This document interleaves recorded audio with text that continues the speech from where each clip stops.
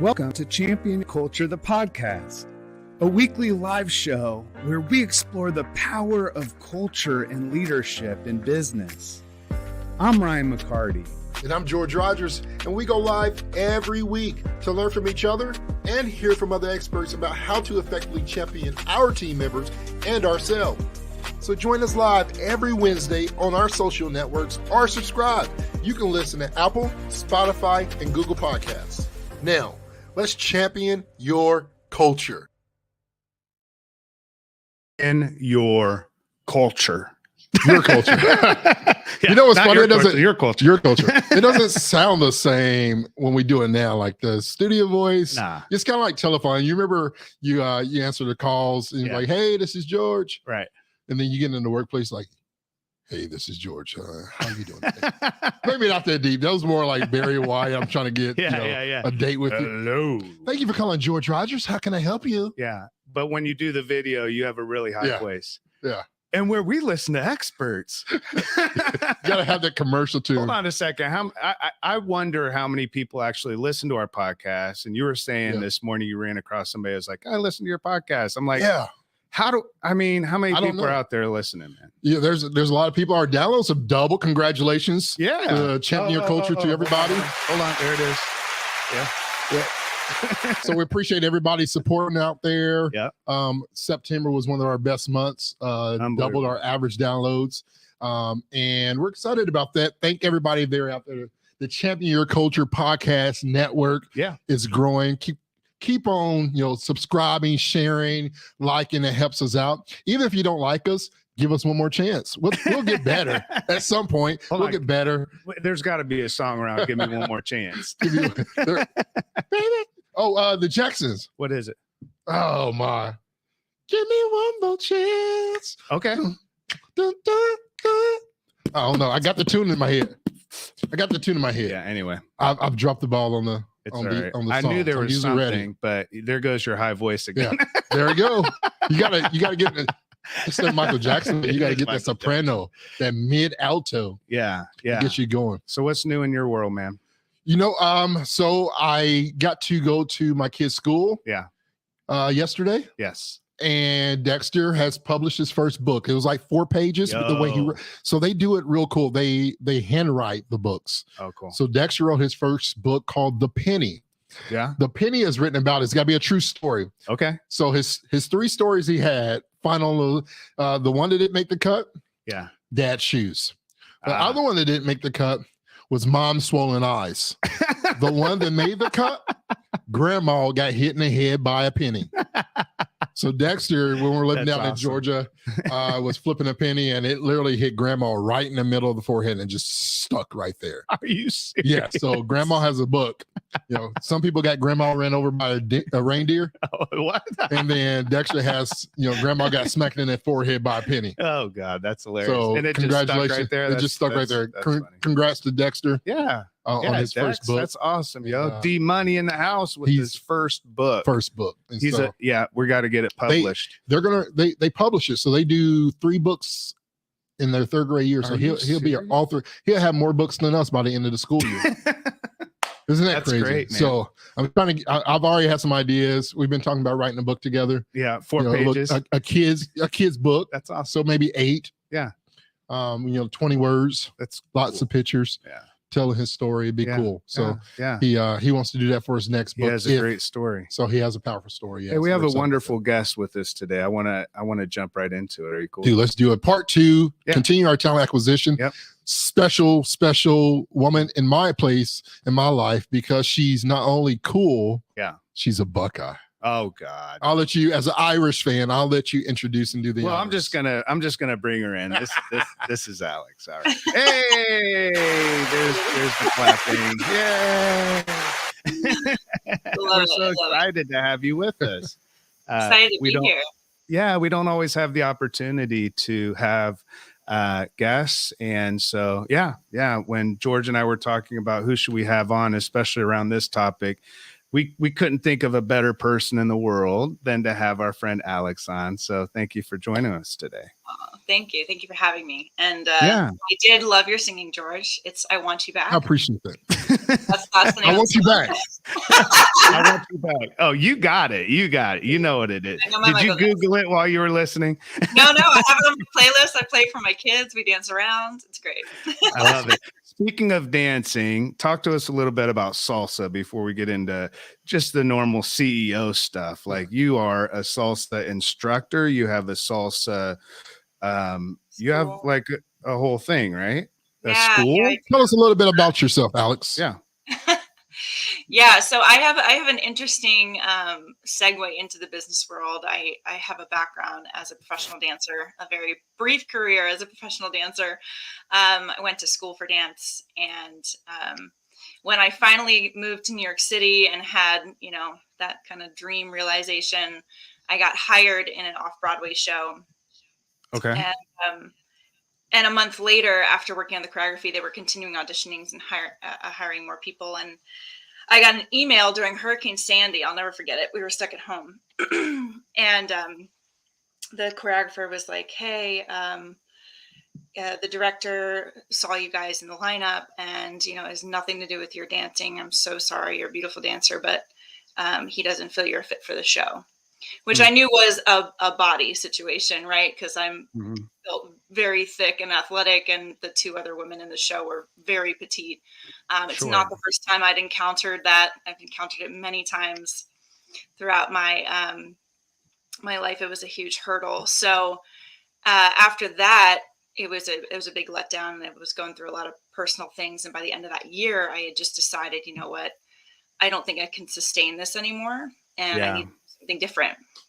And it was what I call my quarter life crisis, because I spent my whole life, you know, at a very high level, devoting everything I had to this one dream and goal. And then it was no longer an option. So what do I do now? So that's kind of what fueled my passion eventually into career change and talent acquisition. And I had worked with nonprofits. I'd worked in Baltimore City. I'd worked in New York City, and hiring, you know, teachers for public administrations to bring in different curriculum for the schools and different classes. And I negotiated contracts and done things like that. So it kind of translated into hiring and having some experience with interviewing. When I got my first job in corporate as an executive assistant at a marketing company to the VP, they had a committee that did recruitment, and they were like, "Oh my God, you have recruitment experience. Like, do you want to coach here?" I was like, "I'm new here, but sure." Like, you're coaching the team all of a sudden, right? Yeah, exactly. But it ended up being, you know, such a blessing, because it kicked off my whole second career and a new passion. I never thought I'd be passionate about anything again after giving up dance. I didn't think I'd find another love like that. But I am really passionate about what I do now with culture and working with organizations and creating great places to work and helping people find great opportunities for their unique talents and gifts. And to keep that passion in the personal life going, my husband and I run a salsa dance school. So we have the biggest school in the tri-state area. We're in Ohio, so Indiana. What's the school called? It is called Salsa Natty, like Cincinnati. Salsa Natty, love it. Yeah. So Very it's cool. it's a lot of fun, and we have a great team. We just took to Denver this past weekend for a big event. So I am a little sleep deprived, but I have my coffee. And That's awesome. That's awesome. What when we're talking about talent acquisition and hiring and all of that, and you're passionate about it, it's funny because I'm always on Reddit and I follow a subreddit called Recruiting Hell. And it's like everybody that's either recruiters or people complaining about recruitment, you know, and like just the complexities of what it means to go, you know, looking for a candidate and actually hiring them. I mean, it's not a simple thing. How do you keep, like, you're talking about passionate about salsa dancing, but what brings the why for you and the passion for recruitment and hiring? Because it doesn't sound like something that someone would be passionate about. It's hard to love. It's like the child that's hard to love. They're still your child. So when you talk about it in public, you're like, "Oh, I love all my kids the same." You know? Exactly. I was just a little harder to love, you know. Still die for them. A little harder to love. That's right. Yeah. That's right. No, it's it's definitely fueled by that story that I told of, not really knowing who was going to hire me after that. I'd had all of these experiences that were very geared towards dance. And, and I knew that I was smart and capable and adaptable, but who was going to take a chance on me? And so when that happened and I landed at this company, it was called PEP, Promotion Execution Partners at the time, acronym PEP.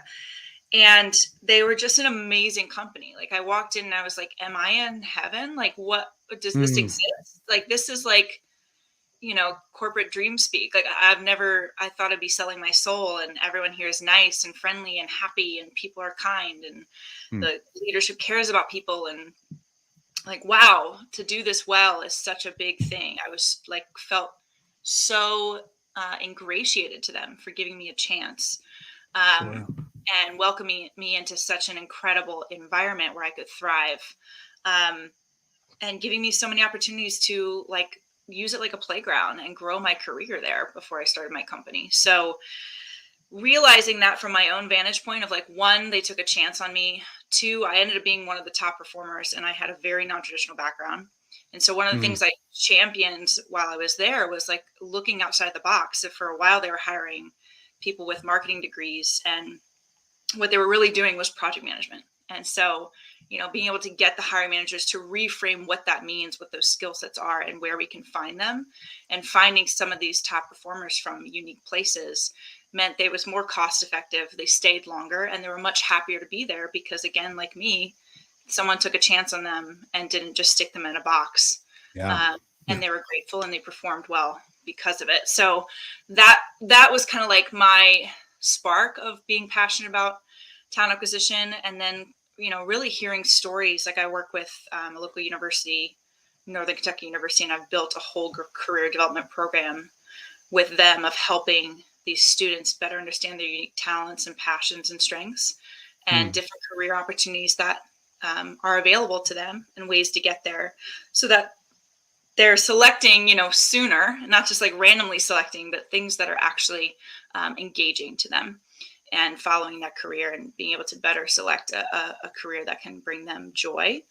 And so through all of these, intersection of work that I was doing, I became really passionate about creating a positive experience for people where everyone, because I do believe that everyone has their own unique God-given talents, that they can be in an environment where they can feel like they're being utilized in the way they're meant to be, like they're really happy with what they do and they're using their natural strengths, and therefore their life is enriched and the company is enriched and everybody wins.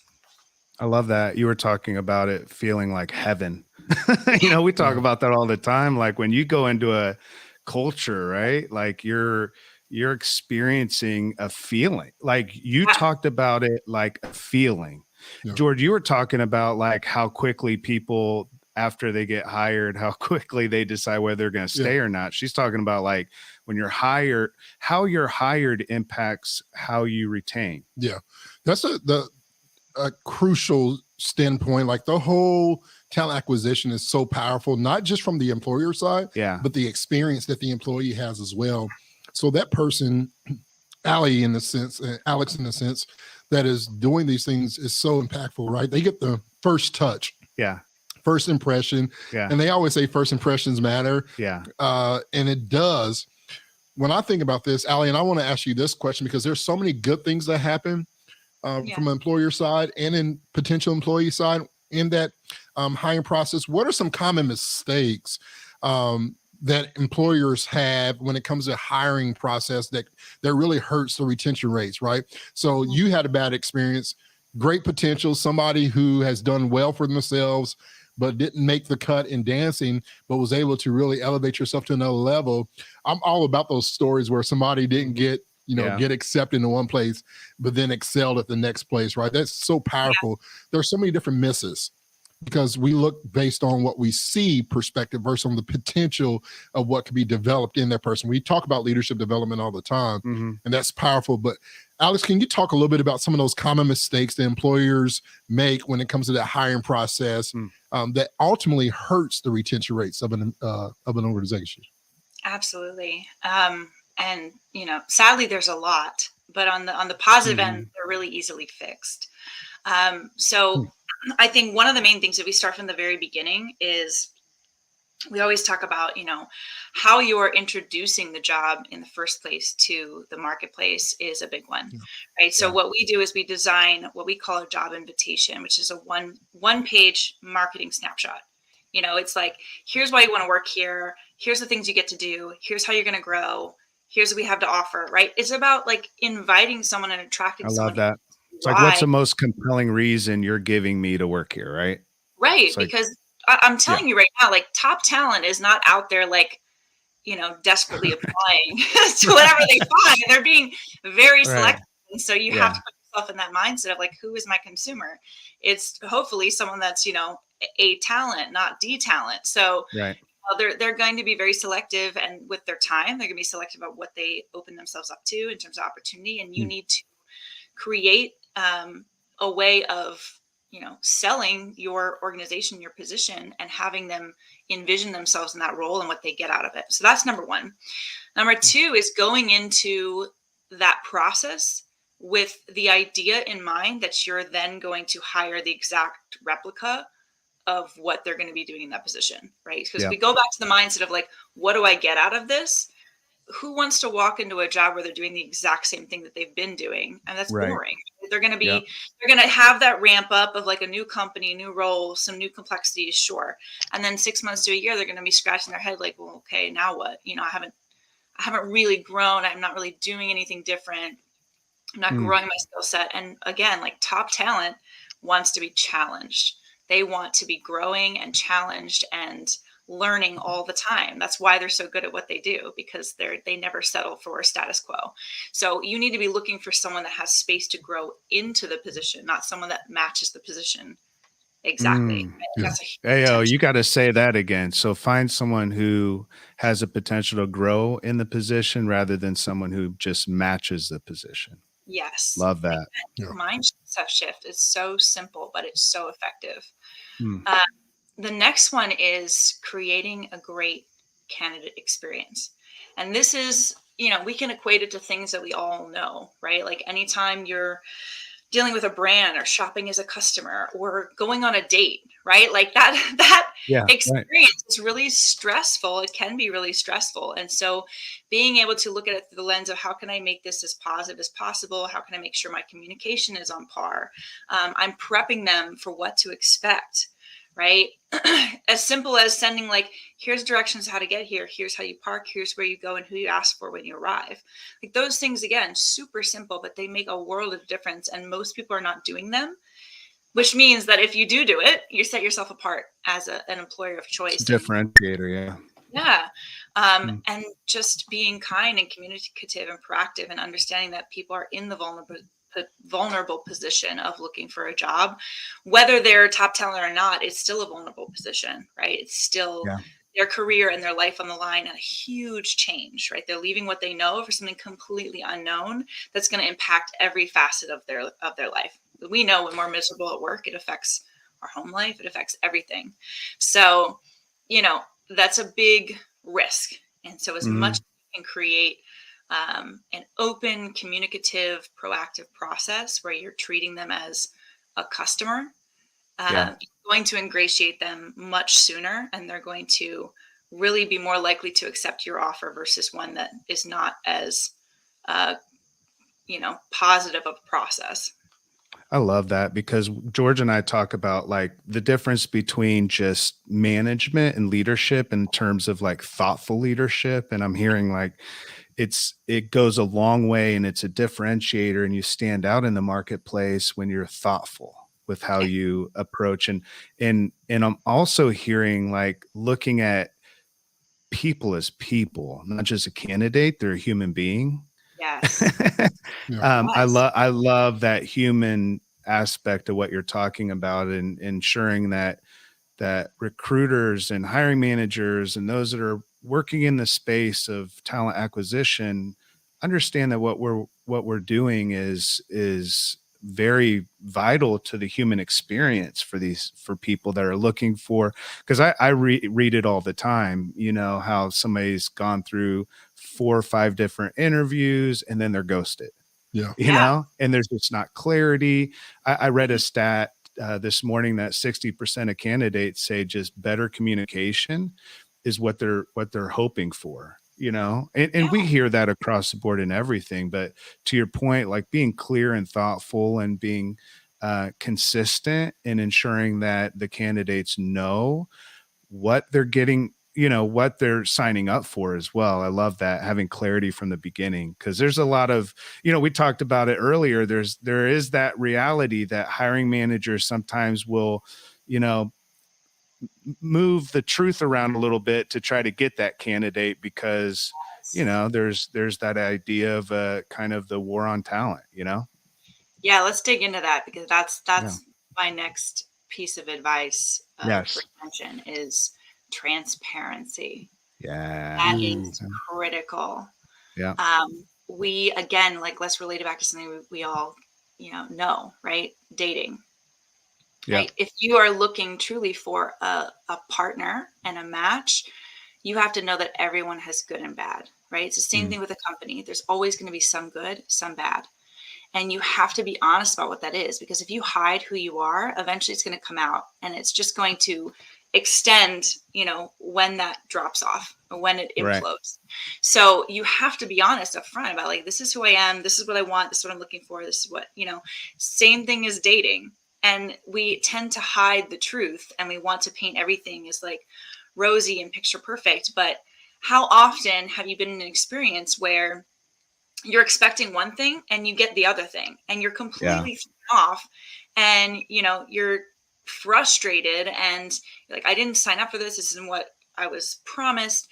And in reality, you know, if you look at it through an objective lens, maybe that other thing is not really that bad, but the frustration comes from the mismatch of expectations. So if you talk very openly in a process of, like, look, here are all the things that we do really well. Here are the things that we have challenges with, and we're working on them, right? People appreciate that, because, one, again, it sounds human. We can relate to good and bad. We know that everything is a balance. And two, they're going to come in with, you know, the mindset of expecting that they're going to have those challenges. They're not going to be thrown off guard. They're not going to be, you know, blindsided and frustrated. They're going to be like, oh, they told me, and I accepted this offer knowing that that was the case. Now, is that an excuse to never fix the challenges? No, because no one's going to be around forever. Like, well, you know, they said it was no, but people understand, and they appreciate transparency in the process. And that I'm a huge advocate for that. I always practice that whenever I'm interviewing for our team, whenever I'm interviewing on behalf of clients. I'm always practicing transparency, and we get the most positive feedback of people just being like, thank you so much for being honest. Like, this is really exciting. Still really excited even after sharing those things. So which date do you tell the person that you have bunions? That's the real question. Because is it date 1, you get personal? date 2, date 3? Like everything looks okay, but don't let me take my socks off on me. You gotta keep it real. What was that movie where she starts popping her eyelashes off, and then her leg, and then New Jack City or something? Shallow Hal? No, well, probably Shallow Hal was one of them too, right? That's so funny. I used to joke about that, you know, like when you first start dating, you have to recognize the real person's at home locked up in a cage, you know, right? like eventually you get to know the real person. And that happens sometimes in culture. And that is very startling, like to hear one thing going into a position or a job, and then to experience something quite different. Yeah. And I mean, that's why, that's the data that you had mentioned earlier. Within 3 days, employees now know whether or not they're going to stay with the company or leave. It's all about that transparency, because you painted a picture, and on day 2, I'm on the floor and I'm not seeing anything living up to it. Right. Core values are not being lived, like you said. Right. I'm not seeing people practice the core values that you say we're excited about. We're a team, we're a family, but I just saw somebody in a break room. And that just tells you what the culture is right there, you know? Yeah. And so if somebody on the higher management is telling me lies, and these employees are living something totally different, it's telling me that I do not want to be a part of this. and or there's a disconnection, right? Yeah. Leadership is supposed to be one thing. I've heard about all these great things in interview practices, and my leader doesn't even want to train me. I'm putting right on the floor, right into the fire after, a probably interview some of the employees before you take a position. Have you heard of that, George? So some of the things that we're seeing now that employees are wanting to know, the one question, just talking about questions. Yeah. And you can, Alex, I'm not sure if anybody's asked you this question in the hiring process, but one of the biggest questions that employees, potential hires are now asking is, why did the person that I'm replacing leave or I didn't know that. move on? That's right. Yeah. Some things are, obviously confidential if they got termed, that sounds a lot like the employer asking, why did you leave your job? Yeah. So that's a very valid question. They're asking the same question. That's a great question. Have you heard of this, Alex? Have you heard of that question at all? All the time. Yeah. And it's a very valid question. Is this a new role? Is it someone being replaced? Is there a reason why it's being backfilled? Yeah. So it's a very good question. And if we have time at the end, I can throw a couple more questions out there that I recommend candidates ask. Please. Add to that. Candidates, if you're looking for work. So let's start with that first one. The first one is, why is this position open? Right? What happened to the last person? Yeah. We won't say the company, but are they in the basement for the other month? Yeah. Shout out to our good friends. Yeah, it's Zealandia. There's a funny story, but yeah. So the first one is why is this position open? What are some of the other questions? So there's a couple core questions I always recommend asking, and in a particular order. So the first one that I tell people to ask is, what concerns do you have about me being the best fit for this role? And the reason you ask that first is because most people are actually not very trained or skilled interviewers. Most people are hiring once to twice a year.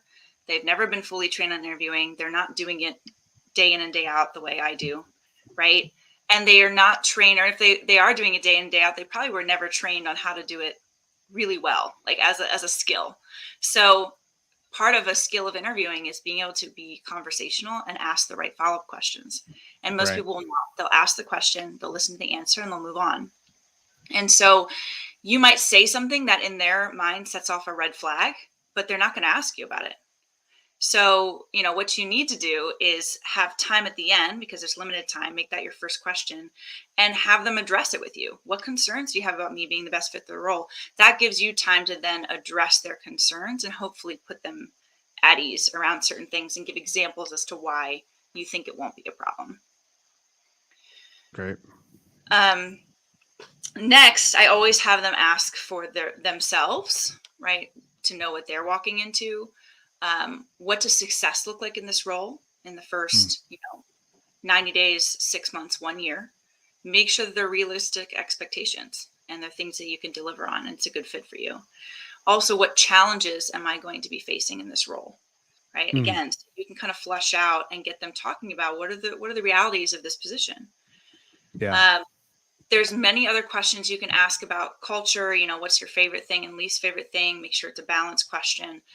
The last question I always recommend asking, it's a bit of like a reverse psychology mic drop question, is, now that you've gotten to know me a little bit, what do you think makes me the best fit for this role? And you get them talking about why you're great in the position to end the conversation. That's great, because that gets them into a mindset already that this isn't something that you want to there's more of a consideration. So you're getting the interviewer to be in a position where they have to answer the questions as the interviewee. And I love it. Yeah. Cause it creates a mindset where you almost are on the offensive rather than just simply always feeling, cause to your point earlier, if you're feeling very vulnerable, a lot of that, or in a place of vulnerability, many times that feels like an unprotected space, or a space where there's a lot of uncertainty and a lot of fear. And so being able to walk into an interview with these questions it's very empowering. You don't feel like you're like necessarily trying to sell yourself, because it's hard to sell yourself and then get turned down. Yeah. Because Right. it's almost like you weren't worth whatever they were willing to invest. Another big question, because a lot of times the employer asks about the core values and things of that nature. We're seeing employees now say, hey, these are my personal values. What is the company's values? Because I want to know how they align. Yeah, culture. You know what that questions. does? Yeah. That puts the microphone in the other person. They better know their core values of the company. Right. You know what I'm saying? Like one thing that I'm really excited about, that I love about Round Room and our company here, is that everybody knows the promises that it informs everything that happens. It's impactful. Yeah. But there are so many organizations, we know it, we see this all the time, that don't know their core values. We met somebody that said they had core value, 20 core values. Alex, 20 core values. Yeah. I'm thinking, man, I can't remember 5. Yeah. I'm maxed out. Yeah. When we so do core our values culture, is important. yeah, we run into that a lot when we do culture with companies, and we always talk about it being words on the wall. It's not actually put into practice. Nobody can recite them. Nobody can tell you what they mean. That's not helpful. So unfortunately, that's the way a lot of people are like, yeah, we got values. Of course we have values. It's like, okay, but your people don't actually know what that means and what they are. And there's 20 to remember, so there's a lot of room for opportunity there too.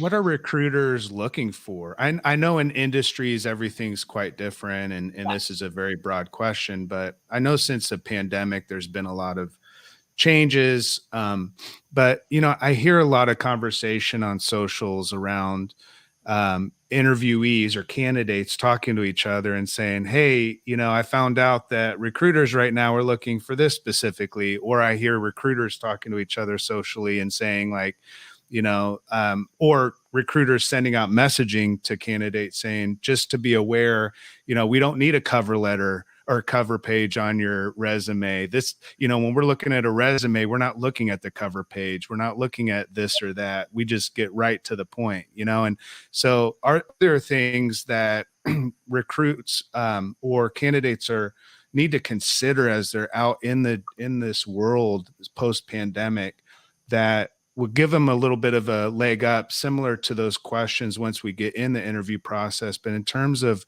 like reaching out and looking for, what are recruiters looking for right now? What they're looking, in terms of a broad purview, that really depends on the company and the role. Sure. I would drive back to, let's start with that broad purview. I would drive back to transparency. So same rule we gave the employers, right? The candidates also need to have a good understanding of what they're looking for, what matters to them, what are their non-negotiables, right? I always tell people I work through with career change, what are your top 4 to 5 non-negotiables? And then what's your wish list, right? Your non-negotiables literally mean things you're unwilling to compromise on. So don't make it like my non-negotiable is $250K. It's like, well, is it though? Is that what you need to survive? Or is that just what you want to have? So figuring that out and walking into an interview with that in mind is going to feed a much better and more productive conversation up front, because I'm going to be able to tell you in an interview, like, this is what we have to offer. And if you know that that's not going to work for you, great. Like, I am so appreciative when candidates are honest and upfront, and we can say, I'm going to keep you in mind for something else. This isn't the right fit for you. I don't want to waste your time, but like, thank you so much for being honest. The same way they've done to me. So that's really, really important, is understanding, what you need, what you want, what matters to you and why, and making sure that you're honest about those things. Doesn't mean be demanding, you still have to be flexible to some degree, but knowing what those things are that you aren't willing to compromise on. Then I would drill it down into, on a tactical level, making sure your resume has objective data. That's a big one. There's been a big shift over the last, even 5 to 7 years of using a resume to talk about, what you've done in a position, and shifting into using your resume to talk about what you've accomplished in a position.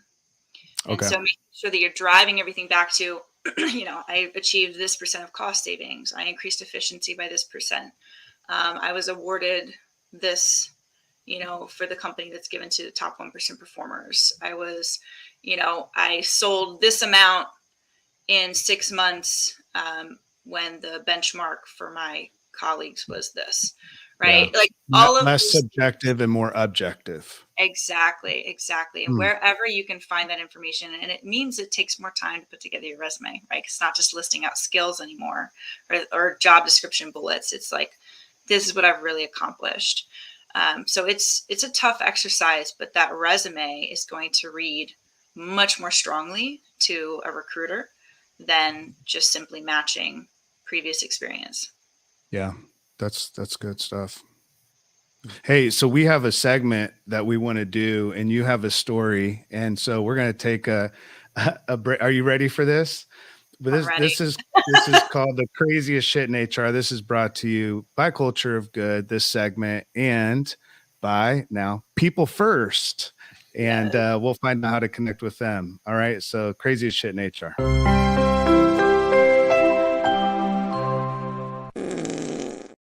Sorry about that. I love it.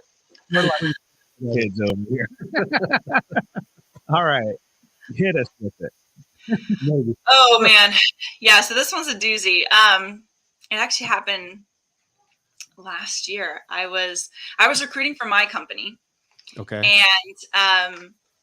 And going back to candidate experience, I personally respond to everyone that applies because I think that adds that human touch and shows them that they're valued. But I had set up an interview with a candidate, and I had clarified the time zone change, and she didn't read it properly, so she didn't show up to the interview. And so I messaged her to follow up, and I was like, hey, maybe you got the time zones mixed up. No problem. Like, we can reschedule. She's like, well, no, I'll take it now. Like, I can take it at 10. I think it was at 9. I can take it. I was like, well, I can't. Unfortunately, I've got meetings, the rest of the afternoon, but let's reschedule. Yeah. It took a very dark, like 90-degree turn where she started like threatening her life over the position. What? Yeah. And I was like, whoa, like this is not what I expected. And obviously take that very seriously. And so I was like really concerned. And she said that she, was home with her son and she was going to take her life and this and that. And I was like, please don't do that. Like, I was just trying to talk her down and keep her in communication. So I moved my 10 o'clock meeting, obviously, because I'm like, okay, well, this is a person's life that's now in my hands potentially. And I just tried to keep her like talking because I've worked with clients in the past that deal with trauma, and I have a lot of social work friends. And so I was like, okay, the one thing I know is just like try and keep them talking. Yeah. And then meanwhile, I'm like texting my social work friends, like, what do I do? Like, I feel responsible for this person. Like, how do I, do I keep engaging? Do I disengage? Like, what do I do? And they were like, you definitely need to call the local police and have them do a wellness check. And so, I was leaving to go into a meeting after doing all this. I was leaving to go into a meeting that I couldn't miss. It was like a big client meeting. And I just told her like, hey, I have to step away. I'm so sorry. Like, you're valued. I care about what you're going through right now. I will come right back and I will check on you. But I was so scared to leave her alone for that time that I did. I followed directions. I called the police. Well, then I got a whole slew of messages like, you betrayed me. You called the police on me. Oh my God. And I was like, oh my God. So it was just, I was trying my darn crazy shit. I was trying so hard to like just be kind and empathetic and do the right thing. And it just kept spiraling. And I mean, just to make a long story short, it lasted almost all day. And then my social work friends helped me like kind of back out of the situation. They said it, the way that she was talking sounded more like of a manipulation tactic than like an actual. But you don't know, right? Yeah, but you don't know. And if someone's life is in your hands all of a sudden out of nowhere at 9 o'clock in the morning and you're like, what do I do with this? This is really serious. And I took it very seriously. So I had to, I definitely shed some tears at the end of that day and had to walk that one off. Traumatizing. Yeah. it was And we're wild. sending love to everybody out there in talent acquisition, recruitment, hiring managers. We love y'all. Yeah. That is some wild. I mean, you don't realize what you're signing up for. Yeah. Yeah. But again, what we do, I mean, there's a story in that I think you win the craziest shit in HR. That is some crazy stuff. But like, you don't realize how human business is. No. And, Yeah. and but when you're in business, you realize that's all it is. Yeah. It's a human experience. Right. And we're all trying to sort through and figure out how to make it all fit into our lives, into our world. And then, you know, with every new, you know, to your point again around being vulnerable and looking for new places to work for, it's triggering, right? And Very triggering. yeah. There's a lot of Wow. rejection involved, you know, so like I also understand working with people how hard of an experience is, people that are looking for jobs for more than a year and are getting rejection after rejection after rejection. So it's very valid to feel, you know, like, am I worth anything? Like, why do I keep doing this? I'm a fail. You know, like, it's very valid to have those feelings. And so, you know, I want to implore people to take it seriously, regardless of the outcome, you know, but and that it's valid to feel, you know, very vulnerable in the process. And there's a lot of negativity that can come along with it. So just again, going back to making sure that it is a human experience and you understand these are people's lives that you're dealing with. And it can take an extra few minutes or it can take an extra email, you know, like it's worth it spending the time on people. Yeah. Let me ask you this, Alex, because when we talked about culture good, we talk about bringing your soul to work, like that true feeling of like human, you know, and the importance of that. How can organizations go beyond the superficial perks of, you know, these incentives and recognition, and truly nurture the soul of an employee, especially in the hiring process, as you experienced? That was like their true reality. Not that person was going to go through it, may not, you don't know, but you felt at that moment the soul, what you thought was the soul of that person's experience. How can organizations truly go beyond the superficial perks and incentives and enable them to really unlock the greatness of an individual? Alex, you have greatness inside of you. I want to touch your soul. Like, what's your why? What's your purpose? We talk about that a lot. What can organizations do in that hiring process to really get down and say, hey, this is who George or Ryan truly is? How do I get that out of them? Yeah, I think that's really challenging in the hiring process, even from a legality standpoint, because it's hard to, you can really bias the situation by trying to like get to know someone personally. So it can backfire, right? But at the end of the day, I think it's very fair to ask questions like, what matters to you? What drives you? What makes you feel most excited? You know, and give me an example of those things. Everything is about tying it back to examples so that you know that it's not a hypothetical. It's like an actual, you know, reality. I think the biggest piece though is really once you hire people, you know, like you talked about throwing people to the fire, the one of the biggest misses on majority of companies is a lack of an onboarding program. So they send the offer letter and they're like, done, you know, we did it. Right. And the reality is like, that's when the real work starts, you know? Yeah, you've gotten this person to sign up and say yes, but now you have to be thoughtful and planful and intentional about how you bring them into your organization, how you keep them supported. What's the handoff look like? Right. Like that's terms like 85%. Yeah, it's an 85%, you know, impact of like them staying beyond 2 to 3 years as to whether you onboard them well. And yet most people, when I ask about an onboarding experience, they're like, yeah, you know, we got paperwork, we send them through Paycor and their I-9 form and blah, blah, blah. And I'm like, great. What's your human onboarding experience? Like, this is a person who's giving you their life for the inevitable future, right? You know, life in your hands, that's not a small thing. That's not a small commitment. So what are you doing to help them and make them feel like they made the right choice? So to me, you know, it starts with when you say beyond the perks, right? Like talking about what does your leadership development program look like? Because your leaders are huge right now. Yeah, they're an extension of you, and you cannot possibly, like me as a CEO, right? I I have a small enough company that I have a very personal relationship with all of my employees, but I cannot possibly, as we grow, continue to have my finger on the pulse of every person. I still care very much. So I need to make sure that I am developing team members who have that connection to them, who can continue to treat them in a way where they show that they're valued and they matter and they have a relationship that they can share what's going on in life, and we can support and adapt them in different ways. So, it's leadership development so that that can be filtered down through an organization, developing really great leaders. The next piece is really making sure that you're actually surveying people on what they need. Right? We throw these perks at them like, oh, this would be fun. Like, let's offer this and that and this thing over here. Sometimes it's really not a one size fits all, right? Yeah. And it might mean that you have money set aside for your employees that you adapt to what they actually need.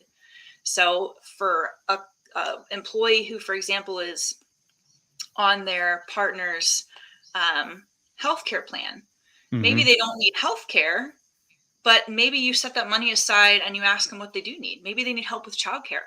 So maybe you give them a childcare stipend to reduce some of that, burden on them of having to pay for the extreme cost of childcare. And I won't get on that soapbox today, but it's really you can take in a personal approach, even if you're a large company. Again, if you're planful and intentional and you have a team that you've built and developed that can help you disseminate it throughout a bigger organization. Yeah, I love that. Talk about people first a little bit. So as CEO, what do you do, and what does people first? What are you all about? Well, it's in the name. So, we truly understand, try to help other organizations understand that businesses are run by people and are serving people, and they need to be putting people first. Now, that doesn't mean excluding your bottom line, right? For whatever reason, we have this black or white vision that has to be either or, and it's not. It's that when you really unleash the power of human potential, that it drives your bottom line and everybody wins. So, people first focuses on culture, first and foremost, creating great environments where people can thrive. We do so through the lens of very tangible HR and people processes and strategies. So it boils it down into, how are you recruiting? How are you onboarding?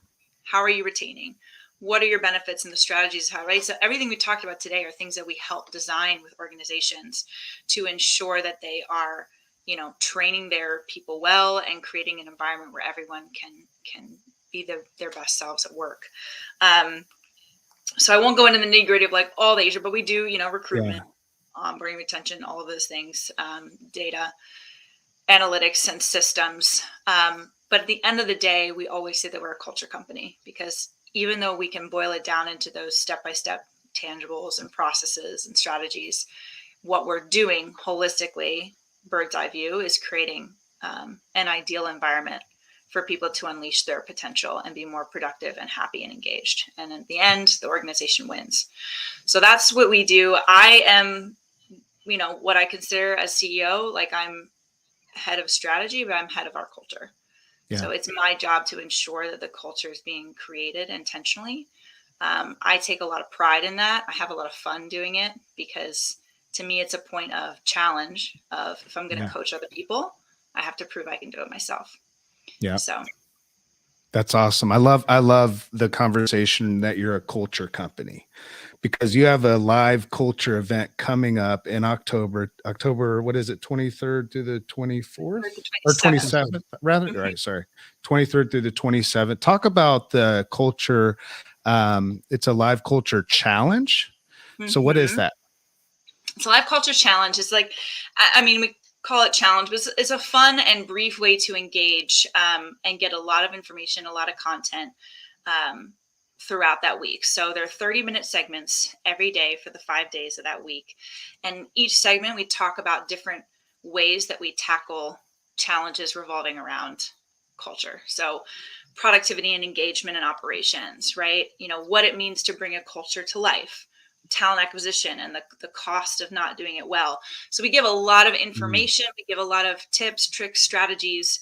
It's, I believe, $75 to join, just so that we get people, to buy in, because we're giving a lot of complementary information and content, and also tools to walk away with. So we're really excited. It's going to be, again, like nice, brief little segments. We're going to bring in some clients and partners that have worked alongside of us and can share the realities of how these things come to life and how they've been able to positively impact their organizations or their clients' organizations. And yeah, I'm excited. I'm looking forward to it. I like where the rubber meets the road. That's where I get I mean, wow, this is awesome stuff. Yeah. Like, you've given a lot of great information today. I mean, a lot.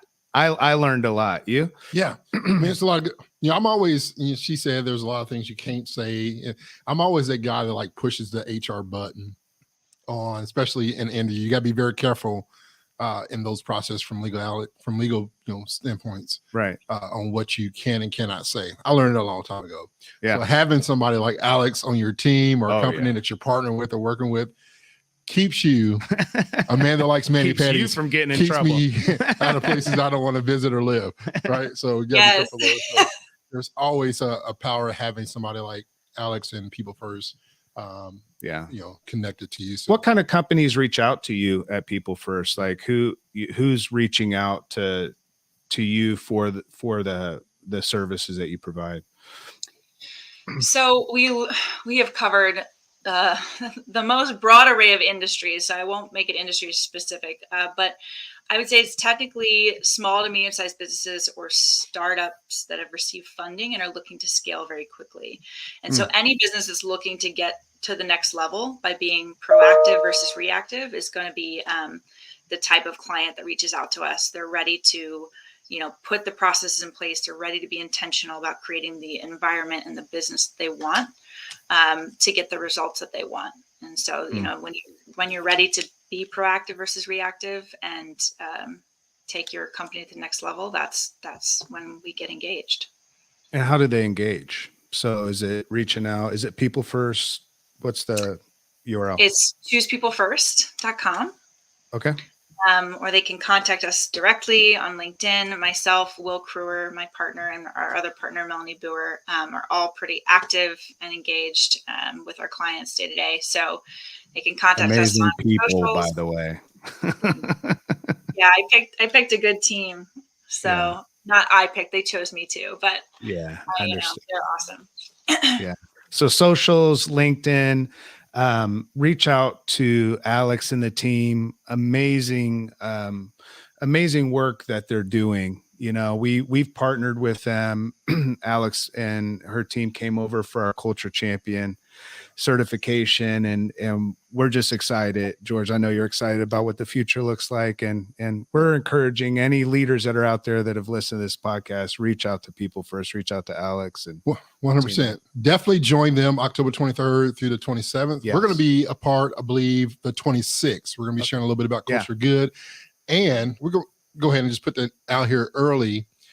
We're going to be doing our first certification of 2024 the week of January 22nd. Yep. And so we're excited about that, to have Allie and her team, Melanie, to be a part of that certification. We've got a lot of cool stuff that we're going to be doing, implementing that has never been done before, like we're going to be doing. So we're excited about that. So January 22nd, we're going to do our first Culture Champion certification. But until then, of 2024. Of 2024. But October 23rd through the 27th, definitely connect. The website's right below. You can check it out, choosepeoplefirst.com for more information. You can also connect with them on LinkedIn. We'll drop their LinkedIn tags in the chat there, where you can connect with her on LinkedIn. Personally, as we kind of wrap up, I'm excited, Alex, because I'm going to be coming to Jerusalem. That's what I call Jerusalem. I mean, sorry. It's the holy Mecca, the right? The holy Mecca of college sports. The Ohio State? The Ohio State. So I'm going to be speaking November 1st for the city of Columbus. Oh, nice. A bunch of HR leaders and managers on campus of Ohio State. And so I know that Alex is a former Buckeye. Once a Buckeye, always a Buckeye. I just can't deal with this anymore. all the Ohio State stuff. We should get Scott Moorhead, our CEO, our partner for Culture Good. We should get him Ohio State at Purdue. And in 2 weeks, October 14th. Is it? Yeah. Jeez. We might have to bring Alex over, and I'll have to come back from vacation a little bit early just to go to that game. I'd hate to see your face when Purdue beats Ohio State. Hey, it's not a night game. It's not a night game. We don't do good at night at Purdue. No, but during the daytime, we're good. It's a new game. We'll see what happens. But we're excited that everybody joined us again. Alex, thank you so much for being with us today. As always, we're hoping that you're gaining a lot out of these weeks, and George and I love going live every single week, and so thank you for jumping on with us. And as always, hey Alex, do you have one last thing you can give the people? Something that's on your heart? All right, you want to impact them one last time? Oof.